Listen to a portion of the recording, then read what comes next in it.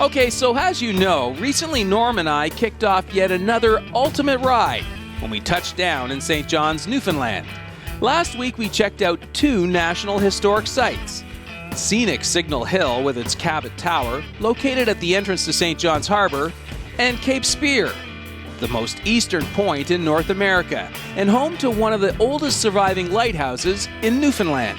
During our visit there, we were delighted to discover that Cape Spear is also home to a way cool World War II gun battery, located just a short walk from its lighthouse. From there, we mounted up and continued south along the Avalon Peninsula to the tiny fishing village of Petty Harbour and Maddox Cove. Again, it was time for another history lesson, as we soon discovered that this area has been continuously occupied since 1598, making it one of the oldest European settlements in North America.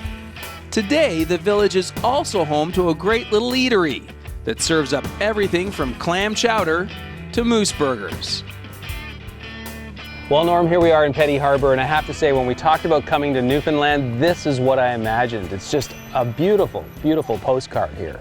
Yeah, very typical coastal fishing village, and this one's still very active. You can see from all the boats, so it's very cool to see. Yeah, and today has just been all about St. John's, the scenery around it, with Cape Spear and Signal Hill, and now here.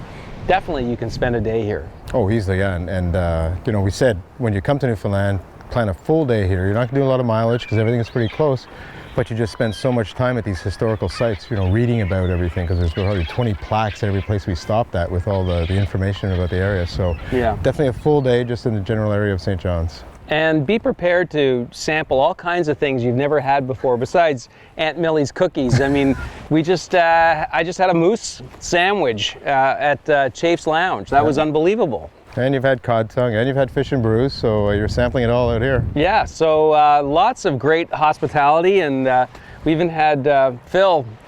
Thanks, Phil.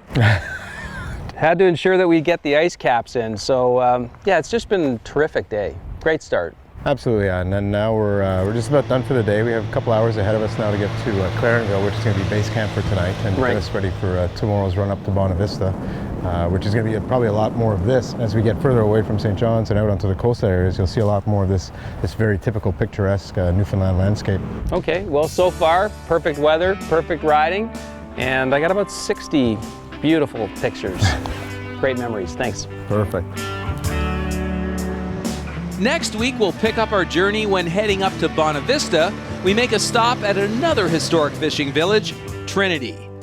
My goodness, significant heritage community does not even come close to describing this place.